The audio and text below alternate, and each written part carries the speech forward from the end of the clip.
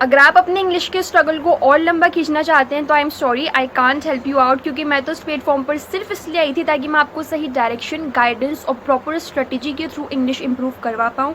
There are so many people out there on this platform on YouTube जो कि आपको English सिखा रहे हैं। इनफैक्ट जो इंग्लिश स्पीकिंग पीपल हैं, जो अंग्रेज़ हैं, जो कि फॉरेनर्स हैं, जिनकी मातृभाषा आपको मजबूरी में सीखनी पड़ रही है, वो भी आपको ये लैंग्वेज सिखा रहे हैं। बट द थिंग इज़ कि कहीं ना कहीं कोई ना कोई ऐसी प्रॉब्लम है जिसके थ्रू हम प्रॉपर स्ट्रेटजीज़ के बिना अपने इंग्लिश को इम्प्रूव नहीं कर पाते। And those are the strategies, those are the steps जो कि मैं आप लोगों के साथ इस प्लेटफॉर्म पर इन वीडियोस के थ्रू शेयर कर रही हूँ, ताकि आप सही डायरेक्शन में, सही अप्रोच, सही गाइडेंस के साथ अपनी इंग्लिश को जल्द से जल्द घर बैठे बैठे इम्प्रूव कर पाओ, बिना किसी कन्फ्यूजन के, बिना किसी डिले के, बिना अपने स्ट्रगल को और लंबा खींचे। खबरदार, अगर आपने मेरे किसी भी स्टेप को इस सीरीज़ में जज करने की कोशिश की, ये कॉन्फिडेंस कहाँ से आया? ये कॉन्फिडेंस आया है उन एक्सपेरिमेंटेड स्टेप्स से जो मैंने लिए हैं अपनी इंग्लिश को इम्प्रूव करने के लिए।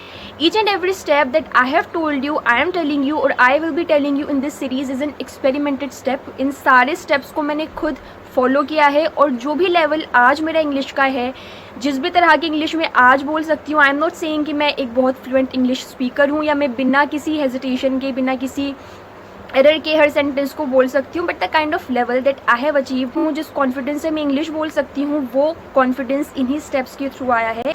And I really don't want you to be confused any more. मैं नहीं चाहती कि आप किसी भी तरह का डिले करो, क्योंकि इंग्लिश ना आने की वजह से आपको अपनी लाइफ में, आपको अपने करियर में बहुत सारी डिफ़िकल्टीज़ को फेस करना पड़ सकता है। मैंने अपनी प्रीवियस किसी एक वीडियो में भी कहा था कि मेरी मातृभाषा नहीं है कि मैं आप लोगों को एम्फसाइज़ करूँ, मैं ज़ोर दूँ कि आप इस लैंग्वेज को सीखो। Why I am emphasizing on learning this language is because क्योंकि it is the need of the hour। आपको इंग्लिश अगर आप आज नहीं सीखोगे तो कल को जाके सीखना पड़ेगा, अगर आप वाकई एक अच्छा करियर चूज़ करना चाहते हो, अगर आप अपने करियर को सही वे में बिल्डअप करना चाहते हो तो डोंट प्रोकेस्टिनेट एनी मोर। अगर आप वाकई अपने इंग्लिश को इम्प्रूव करना चाहते हैं, do watch each and every video that I have uploaded on this channel. I can assure you, I can promise you कि आपको इन वीडियोस को देखने के बाद रिग्रेट नहीं होगा, and you will definitely thank me later कि Arshi thank you so much कि आपने इन सारे स्टेप्स को हमारे साथ शेयर किया एंड हमारी इंग्लिश लर्निंग जर्नी को इतना ईजी बनाया। चलिए, ये स्पीच तो हो चुकी, अब बात करते हैं हमारे नेक्स्ट स्टेप की, जो कि आप लोगों को लेना है अपने इंग्लिश को और लेवलअप करने के लिए। क्योंकि यह आपको भी पता है कि जब भी हम कोई भी चीज़ करते हैं, कुछ भी, जब हमारे लेवल्स इंक्रीज़ होते हैं तो हमारे अंदर परफेक्शन आता ही आता है, एक तरह का इम्प्रूवमेंट आता ही आता है। सो द अगला step is going to be translating the Hindi paragraphs into English. Yes, in one of my previous videos मैंने आप लोगों को कहा था कि आपको इंडिविजुअली सेंटेंसेस को पहले ट्रांसलेट करना है from Hindi to English. Then next video में मैंने आपको कहा था कि आपको बिना ट्रांसलेशन के आप खुद से इंग्लिश सेंटेंसेस फॉर्म करने हैं। There is a huge difference in both these. अब आपको क्या करना है, आपको पहले हिंदी के जो पैराग्राफ्स है उनको इंग्लिश में ट्रांसलेट करना है, and in the next step मैं आपको बताऊँगी कि आपको क्या करना है। हिंदी के पैराग्राफ्स को इंग्लिश में ट्रांसलेट करने से ये होगा कि पहली चीज़, जब आप ट्रांसलेशन करोगे you will be able to learn multiple things. आपको वोकेबलरी सीखने को मिलेगी, आपको सेंटेंस स्ट्रक्चर पता चलेगा, आप इजीली जो है अपनी अंदर की हेजिटेशन को दूर कर पाओगे। कि जब डायरेक्टली आप सेंटेंसेस को बोलते हो तो आप बहुत सारी हेजिटेशन फील करते हो, आप स्टक कर जाते हो, आपके माइंड को बिल्कुल भी मतलब समझ नहीं आता कि अब क्या करना है। तो जब आप एक बार चीज़ों को लिख लोगे you will be able to speak those things very clearly. जब आप एग्जाम्स की प्रिपरेशन करते हो, there are so many students जो जब पढ़ाई करते हैं तो लिख लिख कर याद करते हैं, ऐसा इसलिए ताकि वो अपने माइंड में ईजिली चीज़ों को कैच कर पाएँ। This is the same strategy we are applying here. मैं नहीं चाहती कि आप इस सीरीज़ के किसी भी स्टेप को फॉलो करते हुए बोर हो। आपको बोर नहीं होना है, you have to work hard, work with diligency. आपको मेहनत करनी है। अगर आप मेहनत से घबराओगे you will never be able to learn English. इस बात को ध्यान रखना, चाहे आप फिर दुनिया के किसी भी कोने में चले जाओ, आप इंग्लिश नहीं सीख पाओगे।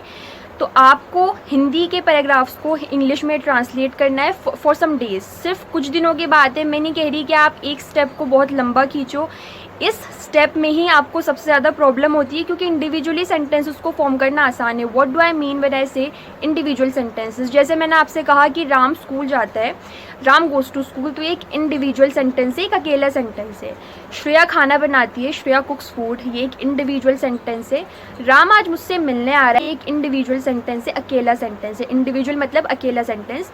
लेकिन इसको जब आप पैराग्राफ में कन्वर्ट करोगे तो एक से भी ज़्यादा सेंटेंसेस आपको मिलेंगे, क्योंकि a paragraph is nothing but a group of multiple sentences. एक पैराग्राफ में बहुत सारे अलग तरह के सेंटेंसेस होते हैं और आपको उन्हीं सेंटेंसेस को बोलने में हेजिटेशन होगी। अगर मैं आपको एक छोटी सी कॉन्वर्सेशन करने के लिए कहूँ कि आप किसी भी टॉपिक पे बात करो, क्या आप कर पाओगे? आप सोचोगे मैं इसको कैसे बनाऊँ, मैं इसको क्या करूँ, and you will start translating all the things in your mind. ये बिल्कुल इम्पॉसिबल है। आप इंग्लिश में कभी नहीं सोच सकते बिना किसी ट्रांसलेशन के। आप ट्रांसलेशन करोगे ही करोगे। उस स्पेसिफिक सिचुएशन में ट्रांसलेशन को रोकने के लिए ही मैं आपको स्टेप बता रही हूँ कि एक बार आप लिख लो। लिखने से बहुत फ़र्क पड़ता है। तो अगर आप इन पैराग्राफ्स को पहले लिख लोगे, ट्रांसलेट कर लोगे, देन आपके माइंड में ये चीज़ें जब कैच होती रहेंगी, you will be able to speak all the sentences very clearly. अब पैराग्राफ क्या हुआ? पैराग्राफ हुआ राम आज मुझसे मिलने आ रहा है, हो सकता है वो श्रेया को अपने साथ लिया है, और हाँ तुम्हें पता है कल उसका रिजल्ट भी आने वाला है। मैं सोच रही हूँ उसको कोई अच्छा सा गिफ्ट दे दूँ। वैसे तुम मुझसे कह रहे थे कि तुम अपने एग्जाम की प्रिपरेशन शुरू करोगे, तुमने तो किया ही नहीं, क्यों?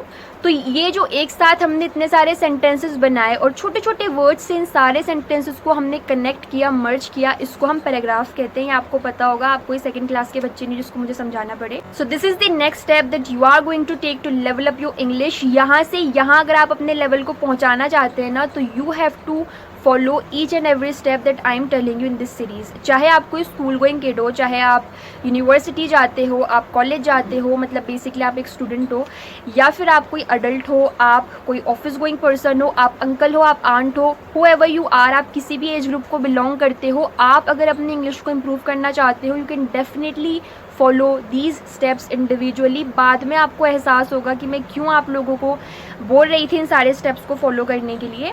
You can definitely follow each and every step in this series, क्योंकि आप लोगों ने सुना तो होगा age is just a number. आप किसी भी एज में कुछ भी सीख सकते हो। तो अगर आप ये स्टेप्स फॉलो करते हो, you will definitely learn English in a natural way, in a practical way, in a realistic way, in a very clear manner.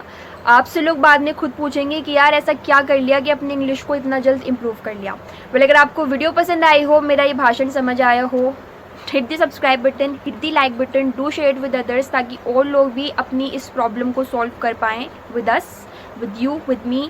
अगर आपको किसी भी तरह का फीडबैक देना है मुझे, अगर आपको मेरी वीडियोस अच्छी लगती हैं, I would be very happy अगर आप मुझे कमेंट सेक्शन में बताएं। मिलते हैं नेक्स्ट वीडियो में, तब तक के लिए बाय बाय।